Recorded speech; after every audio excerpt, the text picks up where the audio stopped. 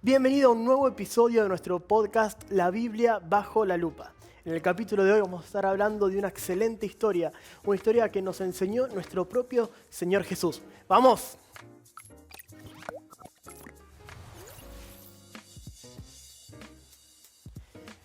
Una vez más, bienvenidos a nuestro podcast. En el capítulo de hoy vamos a estar hablando de la historia del Hijo Pródigo, una historia muy conocida por muchos. Pero antes de arrancar, antes que nada, le voy a dar la bienvenida a nuestro compañero del día de hoy. Pablito, ¿cómo estás? Hola, ¿cómo estás, Ese? Muy bien. Qué alegría estar otra vez compartiendo este episodio juntos. Qué bueno, me alegro. Me alegro. Vamos a hablar un poco de esta parábola, ¿no? La parábola del Hijo Pródigo. Es una parábola que yo creo que a muchos nos ha marcado, una parábola que está muy presente dentro de la vida del cristiano. Pero leyéndola y viendo a la luz de la palabra, había algunas cosas que creo que son importantes como para tenerlas en cuenta, ¿no? A la hora de charlarlo. En primer lugar, el contexto en el cual Jesús estaba contando esta parábola, ¿no? Dice la palabra ahí en el capítulo 15 de Lucas que los cobradores de impuestos y los pecadores de mala fama o esos malos pecadores se acercaban a Jesús a menudo para escuchar sus enseñanzas. Y Jesús enseñaba a través de parábolas. Y eso es el primer punto, ¿no? Yo siempre lo repito, hasta el día de hoy no soy padre, pero sé que es difícil a veces explicarle por ahí a una persona más chica o algo, algún concepto importante o algún concepto difícil. Entonces buscamos hacerlo con alguna historia o con algo de eso. Y imagínate, Jesús tenía que enseñar conceptos celestiales, conceptos espirituales muy, muy fuertes. Y creo que la mejor forma que tenía justamente para poder enseñarlo, de hecho así lo hizo, era a través de estas historias. Y bueno, ahí tenemos, ¿no? De las distintas historias que cuenta Jesús, de la oveja perdida, de la moneda perdida y del hijo pródigo. Y todas más o menos con un concepto, algo en común, ¿no? De cómo, a pesar de todo, Dios sigue estando ahí, Dios sigue estando y Dios nos busca constantemente. De hecho, como decías vos, este es un mensaje más de una serie de parábolas que el Señor venía utilizando para grabar en el corazón de los que estaban escuchando. Yo creo que si hay un tema central girando en torno a todo esto es que el Señor Jesús quería dejar bien en claro el valor para Dios, o sea, para Él, de recuperar lo perdido, ¿no? Porque como dijiste vos, habló de la oveja perdida, sigue con la moneda perdida y ahora está hablando del hijo que se había perdido, ¿no? Tal cual, bueno, acá yo creo la gran diferencia, ¿no? que encontramos en primera instancia entre esta parábola y el resto de las parábolas es la decisión del hijo de apartarse, la decisión del hijo de perderse, ¿no? Repasando rápido la historia, ¿no? Tenemos la historia de un padre con dos hijos, con sus tierras, sus criados, una persona más o menos acomodada, por llamarla de cierta manera, y el hijo le dice: dame mi parte de la herencia, yo quiero ir a vivir mi vida. El tipo, sin chistar, le dice: bueno, dale, le da su parte de la herencia. Nos muestran que el hijo se va, despilfarra toda la plata y dice que, bueno, la gasta en placeres, ¿no? Y que termina mal, termina en la quiebra y termina, de hecho, en lo peor, ni siquiera pudiendo comer la comida de los chanchos, ¿no? Y ese tipo de cosas, y que en ese momento, estando en lo peor de lo peor, se acuerda de que hasta los criados en la casa de su padre tenían para comer y tenían para vestir, y dice: yo voy a volver a la casa de mi padre aunque sea para que me tome como un criado, y yo voy a trabajar para él, hasta despojándome de mi identidad como hijo, ¿no? Y voy a ir y a ver si me perdona y a ver si me acepta. Y dice que fue, y hay una parte que me encanta, dice que el padre lo estaba esperando. Me imagino, no sé, dentro de la historia, el tipo, el padre, parándose todos los días, ¿no? En la puerta, esperando a ver en qué momento regresará, o regresará, ¿no? Simplemente algún día. Y dice que vuelve y el padre lo está esperando y sale corriendo y lo abraza y le dice: bienvenido. Y él dice: no, te pido perdón. Dice: pequé contra el cielo, pequé contra ti, aceptame como un criado. Y le dice: no, ¿qué criado? vos sos mi hijo, y le da ropa y le da un anillo y hacen un asado. Dice que matan ahí lo mejor que tenían para comer. Y por el fondo, después nos quedan unas partitas más, pero hasta acá, ¿cuántos no nos podríamos sentir identificados con esta historia? Yo creo que esta historia nos representa a todos nosotros, ¿no? Pensaba cuando compartíamos entre nosotros acerca de esta historia, sin ahondar mucho, porque la verdad es que tiramos la idea, y bueno, venía pensando hacia este lugar en lo que dice Isaías 53, ¿no? Porque dice, todos nosotros nos descarriamos, cada uno tomó su propio camino para dejar el de Dios, dice una de las traducciones, ¿no? Así que, a ver, creo que esta es una historia que nos representa a todos, ¿no? Que en algún punto cualquiera de nosotros, o todos, nos extraviamos, perdimos el rumbo, perdimos nuestro norte y comenzamos a hacer una serie de actos desenfrenados. La historia habla de una palabra, dice, vivió una vida desenfrenada, lejos de su hogar, lejos del Padre, ¿no? Y justo hablábamos así fuera de cámaras, ¿cómo habrá sido, ¿no? Esa vida, porque en un corto periodo dilapidó la gran fortuna, todo se quedó sin nada, ¿no? Tremendo, ¿cómo habrá sido esa vida? Pero como decías vos, en un punto de su vida, haber tocado fondo, dice que volviendo en sí, se meditó la idea de volver al Padre, ¿no? Bueno, hace un tiempo tuvimos la oportunidad de acá como familia compartir una serie de mensajes del Hijo Pródigo, una serie de mensajes espectacular y buenísimo, porque además hacía con lo que estamos haciendo nosotros ahora, ¿no? Claro. Cada semana hablábamos desde la perspectiva de un personaje distinto de la historia, ¿no? Desde el padre, desde el hijo, desde el hermano. Y yo creo que en primer lugar, ¿no? Parándonos desde el lado del hijo,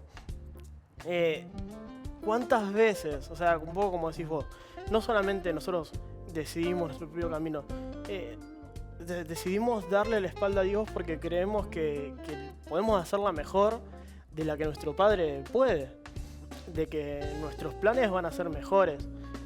Hace unas semanas los chicos de los jóvenes de la iglesia, que de hecho por supuesto lo pueden ver en el Instagram de los jóvenes, hablan específicamente de esto, de cuando Dios nos cambia los planes. Pero hay veces que somos nosotros mismos los que decidimos invertir los planes de Dios, que estando en el camino, estando conociendo al Padre, decimos, no, mirá, yo quiero hacer las cosas de esta forma, y creyendo que tenemos nuestros fundamentos, creyendo que tenemos nuestras cosas más o menos ideadas, y al fin y al cabo, una y otra vez nos damos cuenta de que necesitamos volver al Padre. Sí, pensaba también en el concepto del castigo, ¿no? Porque algunos piensan que era Dios castigándolo. Y digo, el Señor ya castigó el pecado en Jesús.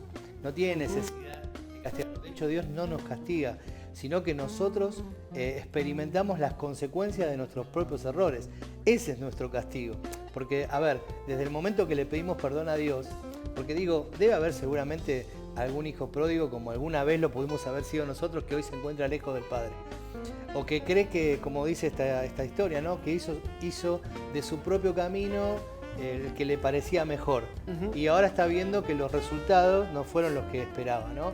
Y digo, vos podés volver hoy mismo, en este mismo momento, con tan solo en tu corazón, tener una convicción de que estás haciendo mal y de solo en tu corazón anhelar volver al Padre.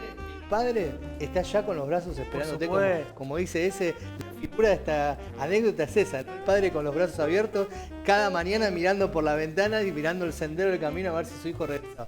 Ahora, Dios no castiga, nosotros traemos consecuencias sobre nuestra vida por las elecciones que hacemos, ¿no? Totalmente.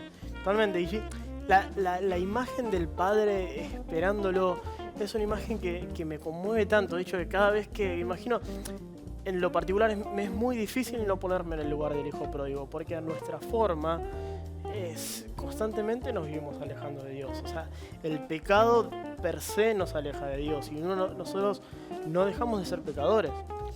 Y el hecho de tener que volver constantemente, ¿no? Yo creo que es un ejercicio que para nosotros como cristianos tenemos que aplicarlo constantemente a nuestras vidas.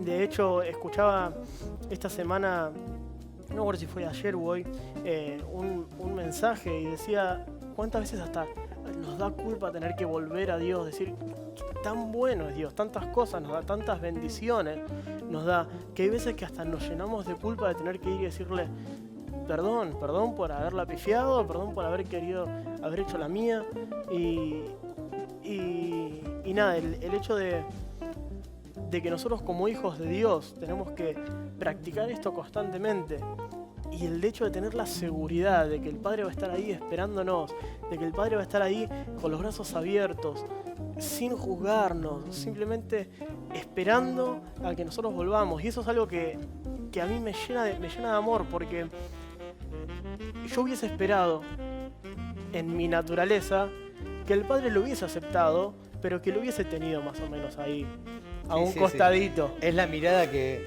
justiciera que todos tenemos, ¿no? Tal cual, porque el tipo, por supuesto, pero hizo desastre con toda la plata, con todo lo que le dieron, y lo primero que uno hace es que esa persona caiga sobre juicio, ¿no? Es medir desde nuestra propia justicia, pero la Biblia dice que nuestra justicia para Dios es como un trapo sucio, ¿no? Porque Dios tiene otra mirada.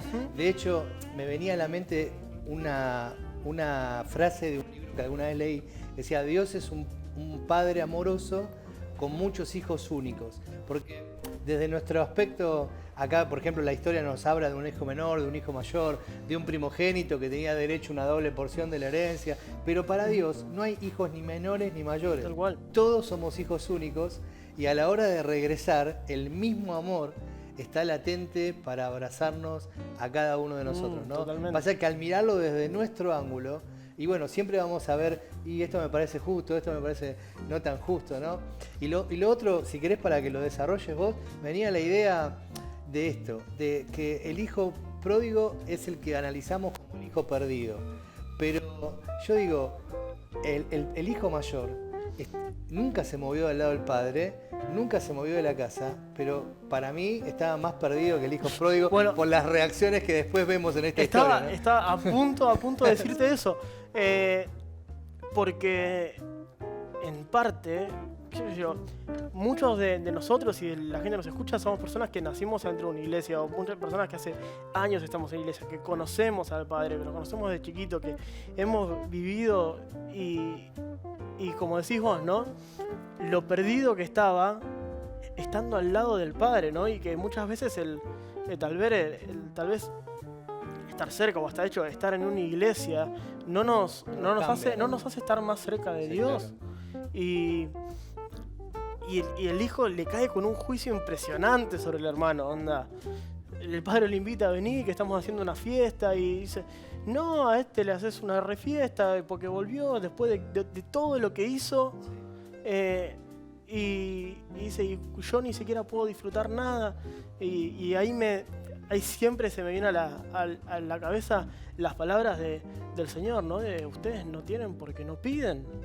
Y de cómo nosotros como hijos de Dios, estando en el momento en el que estamos cerca del Padre, tenemos acceso a sus bendiciones, ¿no? Y acceso a todo. Es fácil, me acuerdo de algo que siempre dice David en los mensajes, y a veces hablamos también en el equipo, ¿no? Pastoral, decimos, a veces somos muy buenos en acompañar a la gente en el dolor, pero no somos tan buenos en hacerlo celebrando el éxito de una persona. Tal cual. Porque, digo, como hermano el pródigo, él debería haberse gozado por el éxito de haber sido recibido por el Padre. Por supuesto, de ¿no? que volvió, de que vuelve a estar en su familia, vuelve a estar... Sí, entonces nosotros a veces estamos en el dolor, pero nos cuesta mucho más a veces saber que cuando a alguien le está yendo bien en algo, no tenemos... Y eso pone en evidencia nuestras miserias o nuestras falencias, o cuán fuera de sintonía estamos con el corazón del Padre. Totalmente, ¿no? Totalmente. Y bueno, y no solamente hasta con los logros personales de las personas que por supuesto, la forma que vos lo decís, sino con la gente que busca acercarse a Dios por primera vez y que por ser distintos o por haber vivido algo distinto o simplemente no haber estado antes cerca del Padre, ¿cuántas veces nosotros pecamos de ser esos hermanos mayores jueces sobre gente que sinceramente está buscando acercarse a Dios. Me es muy doloroso cada vez que tengo alguna experiencia, me junto con alguien y me dice, yo fui a una iglesia alguna vez, pero dejé de ir porque la gente me criticaba, o la gente no me aceptaba, o la gente no podía entender que yo fuera así. Y es algo que me parte el corazón, porque nuestra misión en la tierra es todo lo contrario. Nosotros tenemos que abrazar como abrazaba Jesús, nosotros tenemos que amar como amaba Jesús, y ser como el Padre, estar de brazos abiertos esperando a recibir a personas que piensan distinto, y que son personas que venían de estar con los chanchos, ¿entendés? De estar en lo peor de lo peor. Ahora, fíjate que esa casa hubiera sido una iglesia. Y no, yo digo, el hijo menor era como el malo de la película en esta historia, Y ¿no? en esta historia más o menos, sí. O sea, nosotros por ahí a veces hacemos lo mismo, como que nos es más fácil perdonar a un ladrón, nos es más fácil perdonar a una persona que, no sé, que era golpeador, pero de repente hay otras cosas que no las juzgamos, como que tenemos una escala de valores y de medidas de misericordia en cuanto a los errores. Ahora, nadie juzga en esta historia que el hijo mayor, por ejemplo, tenía, no sé, falta de perdón o tenía orgullo, porque el papá le estaba tratando de hacer entender que debía alegrarse porque lo que estaba perdido se encontró, porque el que estaba muerto ahora regresó a la vida el final está medio abierto. Eso te iba a Nunca decir. se supo si No fue a la sabemos, fiesta, claro, ¿no? qué es lo que pasó. Tremenda historia, ¿no? Sí, totalmente. Tremenda historia con muchas reflexiones y con muchas cosas por enseñarnos. Pero una de ellas es que si realmente nosotros queremos ser parte de esa fiesta que hay en los cielos, que cada vez que alguien toma una decisión, ¿no? Porque vos hablabas de la palabra culpa. Quizás hay ya alguien viendo o escuchando este podcast que de repente está culpable frente a un error, un mal comportamiento, yo qué sé, una mala decisión que tomaste.